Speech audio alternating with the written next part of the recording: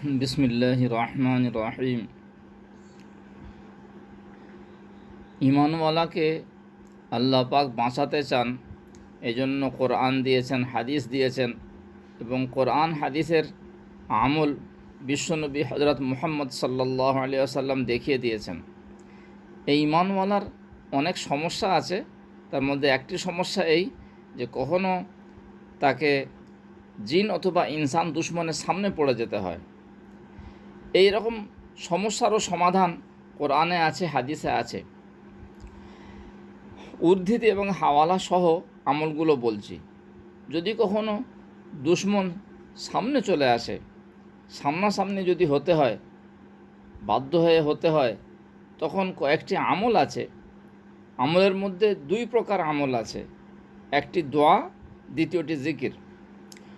অনেকে গভীর জ্ঞান রাখেন না, শুধু দোয়া পড়ে চুপ করে থাকেন, এতে অনেক সময় কাজ হয় না।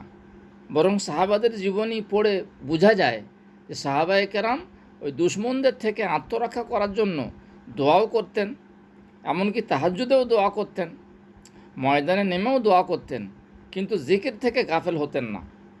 এজন্য সকলেরই জেনে নেওয়া উচিত যে দুশমন সামনে এলে দোয়াও করতে হবে, দরুদ শরীফ সহ, তারপরে অনবরত জিকিরে ব্যস্ত থাকতে হবে। জিকিরটি কী সেটাও বলে দিচ্ছি। দুশমন সামনে এলে কয়েক রকমের দোয়া পড়া যায়। যেমন মিশকাত শরীফের 215 পৃষ্ঠায় আছে, আল্লাহুম্মা ইন্না নাজআলুকা ফি নুহুরিহিম ওয়া নাউযু বিকা মিন শুরুরিহিম। আল্লাহুম্মা ইন্না নাজআলুকা ফি নুহুরিহিম ওয়া নাউযু বিকা মিন শুরুরিহিম। এই দোয়া দুশমনকে দেখলে পড়তে হয়। অথবা আল্লাহুম্মা কফিনিহিম বিমা শি'তা, আল্লাহুম্মা কফিনিহিম বিমা শি'তা, আল্লাহুম্মা কফিনিহিম বিমা শি'তা। স্থানীয় গভীর জ্ঞানসম্পন্ন ওলামাদের কাছে এইসব দোয়াগুলোর মানে জেনে নেবেন, কারণ মানের দিকে খেয়াল করে একাগ্রতার সঙ্গে ইয়াকিনের সাথে দোয়া করলে তবে দোয়া কবুল হয়, এবং দোয়ার আগে ও পরে দরুদ শরীফ না পড়লে দোয়া কবুল হয় না। আল্লাহুম্মা কফিনিহিম বিমা শি'তা, এটা মুসলিম শরীফের হাদিস।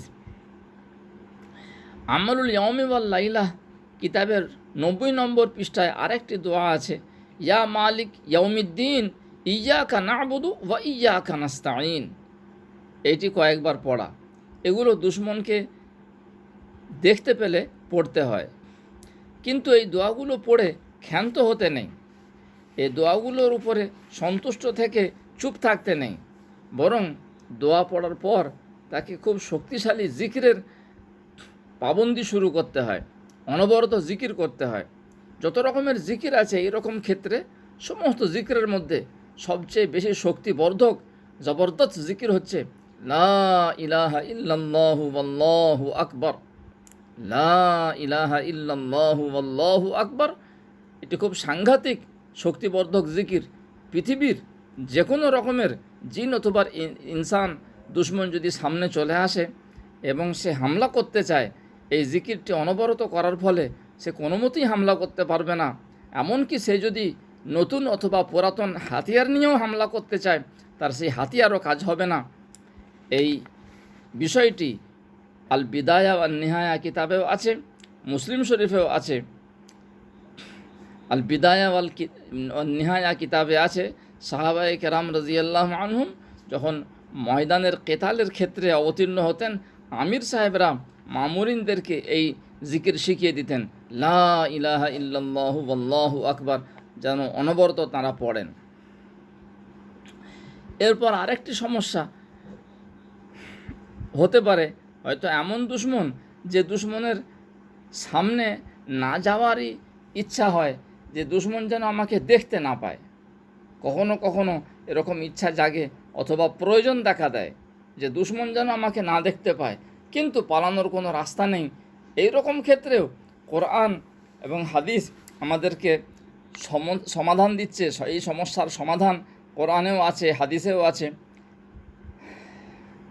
তফসিরে কুরতুবি, যার পুরো নাম আল জামিউ লি আহকামিল কোরআন, এই তফসিরে কুরতুবির সূরা বানী ইসরাইলের 45 নম্বর আয়াতের ব্যাখ্যায় ইমাম কুরতুবী একটি ঘটনা আলোচনা করেছেন। সূরা তাব্বাত ইয়াদা আবি লাহাব যখন অবতীর্ণ হলো, তখন আবু লাহাবের স্ত্রী রাসূলুল্লাহ সাল্লাল্লাহু আলাইহি সাল্লামকে মন্দ কথা, কটু কথা বলার জন্য চলে এলো। মজলিসে রাসূলুল্লাহ সাল্লাল্লাহু আলাইহি সাল্লাম ছিলেন এবং সেই মজলিসে আবু বকর সিদ্দিক রাদিয়াল্লাহু আনহু ছিলেন। আবু লাহাবের স্ত্রী রাসূলুল্লাহ সাল্লাল্লাহু আলাইহি সাল্লামকে খুঁজে বের করার এবং তাকে সামনে করে কটু বাক্য বলার চেষ্টা করতে লাগলো, কিন্তু কোনো মতেই দেখতে পেল না। বাধ্য হয়ে আবু বকর সিদ্দিক রাদিয়াল্লাহু আনহুকে কটু কথা বলে ফিরে চলে গেল। ফিরে চলে যাওয়ার পর হযরত আবু বকর সিদ্দিক রাদিয়াল্লাহু আনহু রাসূলুল্লাহ সাল্লাল্লাহু আলাইহি সাল্লামকে জিজ্ঞাসা করলেন, ইয়া রাসূলুল্লাহ, আপনাকে আবু লাহাবের স্ত্রী দেখে কটু বাক্য বলার চেষ্টা করতে লাগলো, কিন্তু আপনাকে দেখতেই পেল না। আপনাকে তো খুঁজছিল সে, কিন্তু আপনাকে খুঁজে পেল না, অথচ আপনি সামনে বসে রয়েছেন, কি ব্যাপার? রাসূলুল্লাহ সাল্লাল্লাহু আলাইহি সাল্লাম উত্তর দিলেন, আমি যখন চাই যে দুশমন যেন আমাকে না দেখতে পায়, তখন আমি কোরআন মাজিদের এই কয়টি আয়াত পড়ি।